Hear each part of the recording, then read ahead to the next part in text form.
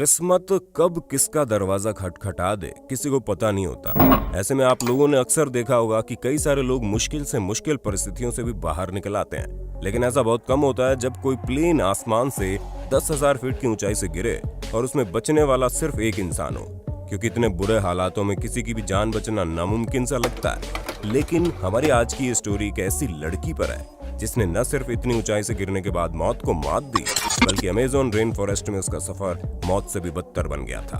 और फिर उसने किस तरह से परिस्थितियों को संभाला, ये वाकई में हैरान करने वाला है। दोस्तों, ये स्टोरी है जूलियाना कोएब के नाम की एक लड़की की, जो जर्मन इमिग्रेंट की फैमिली में 10 अक्टूबर 1954 को पैदा हुई।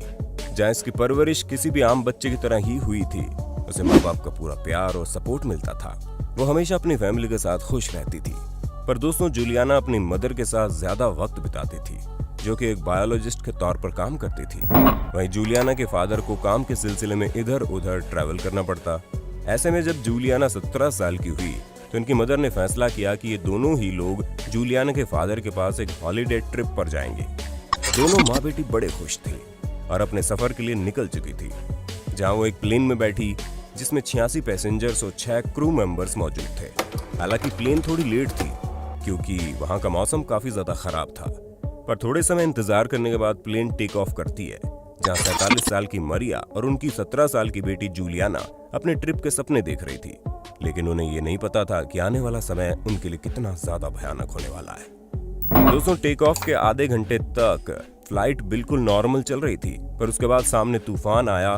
पर तूफान इतना भी ज्यादा भयानक नहीं था कि प्लेन चलाई न जा सके। इसी वजह से पायलट ने आगे चलने का फैसला किया, पर अचानक से ही बादल काफी मोटे और भयानक हो गए। तो वहीं पर हर तरफ अंधेरा भी छा गया और फिर वो हुआ जिसकी किसी ने कल्पना भी नहीं की थी, क्योंकि आसमान से बिजली कड़कने की वजह से वो बिजली डायरेक्ट जाकर प्लेन के इंजन में लग गई। इंजन आगे से जलने लगा, जिसकी वजह से पूरे प्लेन का बैलेंस हिल गया और देखते ही देखते प्लेन में आग लग रही थी। जहां प्लेन 10,000 फीट की ऊंचाई से जब जमीन पर गिरी तो पूरी तरह से जल रही थी। प्लेन की टाइमिंग में देर होने की वजह से एयर ट्रैफिक कंट्रोल को प्लेन का कोई सिग्नल नहीं मिल पा रहा था। ऐसे में प्लेन की दुर्घटना का अंदाजा लगाया जा सकता था। इसी वजह से सर्च ऑपरेशन जारी किया गया ताकि प्लेन को ढूंढा जा सके। लेकिन दोस्तों, जब प्लेन 10,000 फीट की ऊंचाई से गिरा तो उसमें आग तो लगी थी, लेकिन जिस जगह वो गिरा वहां पर काफी बारिश हो रही थी और वो जगह पूरी तरह से जंगल से भरी हुई थी। ऐसे में प्लेन की आग जल्दी बुझ गई, इसलिए सर्च ऑपरेशन के दौरान प्लेन का नामो निशान नहीं दिख रहा था। ये सर्च ऑपरेशन काफी लंबे समय तक चला, पर प्लेन क्रैश होने की एग्जैक्ट जगह न पता होने की वजह से किसी को कोई सुराग नहीं मिला और सभी ने ये समझ लिया कि इतनी ऊंचाई से प्लेन के गिरने के बाद किसी का भी बचना नामुमकिन है। पर अब उन्हें क्या पता था कि एक लड़की ऐसी भी है जिसने मौत को भी मात दे दी है। दोस्तों, वो लड़की कोई और नहीं बल्कि जूलियाना थी, क्योंकि जब प्लेन में आग लग रही थी तभी जूलियाना अपनी सीट से बंधी हुई जमीन पर गिर गई, जिसकी वजह से इनकी सीट पर आग नहीं लगी थी। वो एयरप्लेन से अलग हो गई, पर सवाल तो ये था कि वो 10,000 फीट की ऊंचाई से गिरने के बावजूद जिंदा रह गई, जो कि अपने आप में अजूबा है। दोस्तों, जब जूलियाना की आंखें खुली तो उसके आसपास कोई भी नहीं था और हर तरफ हरियाली ही हरियाली थी, क्योंकि वो ब्राजील के अमेज़न रेन फॉरेस्ट में जाकर गिरी थी। उसे अपने बेहोश होने से पहले एक ही चीज याद थी, जब उसकी माँ ने उससे कहा था कि अब सब कुछ खत्म हो गया है। आप कल्पना भी नहीं कर सकते कि वो घड़ी जूलियाना के लिए कितनी मुश्किल की होगी, जहां उसने अभी अभी अपनी माँ को खोया है। और जब उसने अपनी आंखें खोली तो उसके आसपास उसे सहानुभूति देने तक के लिए कोई नहीं था। लेकिन अब उसकी असली जंग शुरू हो गई थी, क्योंकि इतनी सारी चोटें लगने के कारण करीब 4 दिनों तक जूलियाना से हिला तक नहीं जा रहा था। उस समय अगर जूलियाना को कुछ समझ में आ रहा था तो वो सिर्फ इतना कि वो जिंदा है, बाकी दर्द से उसका बुरा हाल था। हालांकि 4 दिनों तक दर्द से तड़पने के बाद जूलियाना ये समझ गई कि आगे का सफर बिल्कुल भी आसान नहीं होने वाला है। लेकिन खुशकिस्मती से जूलियाना को अपना वो कैंडी बैग मिल गया जो वो सफर में अपने साथ ले जा रही थी। यानी उसके पास खाने के लिए सिर्फ कुछ कैंडी ही मौजूद थी। लेकिन फिर भी उसने हार नहीं मानी और ठान लिया कि जब तक उसे मौत नहीं आ जाती वो मौत को गले तो नहीं लगाएगी। इसी कारण उसने आगे बढ़ने का निर्णय लिया। उसके पास पर्याप्त खाना भी नहीं था, पर पानी की कमी नहीं थी, क्योंकि अमेज़न रेन फॉरेस्ट में लगातार बारिश हो रही थी। पर इस बारिश में सबसे बड़ी दिक्कत उसके कपड़े थे, क्योंकि उसने एक बहुत ही हल्की सी ड्रेस पहन रखी थी, जिसके कारण उसे काफी भारी मात्रा में ठंड और गीलापन झेलना पड़ रहा था। यहाँ तक कि रात के समय उसे बिना आग के ही सोना पड़ता था, जहाँ उसे ये नहीं पता था कि वो अगली सुबह उठ भी पाएगी या नहीं। पर इन सब परिस्थितियों में भी उसने लगातार आगे बढ़ने की ठानी और किसी की मदद की आस में पूरे जंगल में भटकती रही। पर इस मुश्किल सफर में जूलियाना के लिए एक मुश्किल घड़ी ये भी थी कि वो शॉर्ट साइटेड से पीड़ित थी, यानी कि उसे सिर्फ नजदीक का ही दिखता था, जिसके कारण उसे हाथ में लकड़ी लेकर अमेज़न जंगल में चलना पड़ रहा था। और इतनी ऊंचाई से गिरने के बाद जो उसके शरीर में चोटें आई थी, उसकी वजह से उससे ढंग से चला भी नहीं जा रहा था। पर फिर भी उसने आगे कदम बढ़ाने शुरू किए, जहां 10 दिनों तक वो लगातार जंगल में भटकती रही। और इतनी मुश्किलों के बाद 11वें दिन जूलियाना को पानी की लहरें दिखाई दी। पर उसे याद आया कि उसके फादर ने उससे कहा था कि जब लहरें कहीं जाती है तो वो किसी नदी के किनारे मिल जाती है, जहां पर कई सारे लोग रहते हैं। इसी वजह से उसने उन पानी की धाराओं का पीछा करने की सोची। पानी का बहाव इतना तेज नहीं था, लेकिन पानी में सबसे बड़ी मुसीबत वहां पर रहने वाले खतरनाक सांप थे, जिनके काटने से जूलियाना को इतना ज्यादा खतरा तो नहीं था।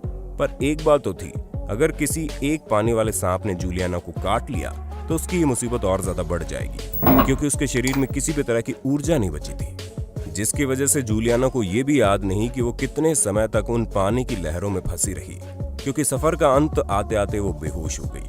पर उसकी खुशकिस्मती की वजह से वहां के एक लोकल मछुआरे ने जूलियाना को देख लिया, जिसके बाद उसने तुरंत जूलियाना को अपने गांव ले जाने का फैसला किया, जहां पर उसे बेसिक ट्रीटमेंट दिया गया और जूलियाना को भोजन कराया गया, क्योंकि वो काफी दिनों से भूखी थी। जिसके बाद उसे मिशनरी हॉस्पिटल में एडमिट करवाया गया। हालांकि जूलियाना को काफी चोटें लगी थी, लेकिन वो सभी चोटें ज्यादा गहरी नहीं थी, इसलिए ज्यादा समय तक उसे हॉस्पिटल में न रखते हुए जल्द ही डिस्चार्ज कर दिया गया। वो धीरे धीरे शारीरिक तौर पर सही हो रही थी। उसके डिस्चार्ज के बाद उसके फादर को इन्फॉर्म कर दिया गया कि आपकी बेटी चमत्कारिक तरीके से बच गई है। और ऐसा सुनते ही जूलियाना के फादर खुशी से झूम उठे, क्योंकि उन्होंने तो पूरी उम्मीद ही छोड़ दी थी। और फिर वो जूलियाना को अपने साथ घर ले गए। पर दोस्तों, जूलियाना की मुश्किलें यहीं खत्म होने वाली नहीं थी, क्योंकि उसे लगातार उन भयानक दिनों के सपने आते थे। वो 10 दिनों तक जंगल में हुई चीजों को भुला नहीं पा रही थी, और साथ ही साथ अपनी माँ के खोने का दुख भी उसे लगातार सता रहा था। पर धीरे धीरे जूलियाना ने अपनी मुश्किलों से लड़ाई करके इन्हें खत्म किया, और इतने बड़े एक्सीडेंट के बावजूद उसने प्लेन में सफर करना भी नहीं छोड़ा, और ना ही अपने जियोलॉजिस्ट बनने के सपने को छोड़ा। उसके बाद तो दोस्तों, जूलियाना एक जर्नलिस्ट और राइटर बन गई, जहां इन्होंने अपने साथ हुई घटनाओं को लोगों के सामने रखने की कोशिश की कि किस तरह इन्होंने इतने मुश्किल हालातों में खुद को जिंदा रखा। दोस्तों, जूलियाना ने अपनी कहानी पर न सिर्फ फिल्म बनाई है, बल्कि किताब भी लिखी है, जिसे भारी मात्रा में लोगों ने पसंद किया, और अभी अपने बच्चों और ग्रैंड चिल्ड्रंस के साथ रहती है, जिसमें ये पार्ट टाइम लाइब्रेरी में काम करती है। उसके साथ ही साथ अपनी बुक के कई सारे रीडर्स के साथ अपनी कहानी साझा करती है कि किस तरह इन्होंने इतनी खतरनाक परिस्थितियों को मात देकर जिंदगी को अपनाया है। और ये जिंदगी इनकी दूसरी जिंदगी है, क्योंकि पहली जिंदगी तो इन्होंने अपनी माँ के साथ ही खो दी थी।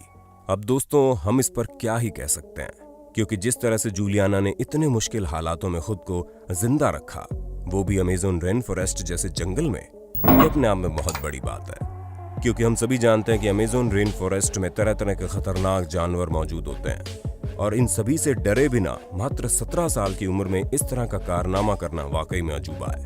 बाकी आपका इस बारे में क्या कहना है, हमें कमेंट करके बताना जरूर। और अगर आपको जूलियाना की ये सर्वाइवल स्टोरी अच्छी लगी हो, तो अपने होस्ट और दोस्त सैम की इस वीडियो को फटाफट लाइक, शेयर और सब्सक्राइब कर देना, ताकि हम आगे भी आपके लिए ऐसे ही इंटरेस्टिंग वीडियोस लाते रहें।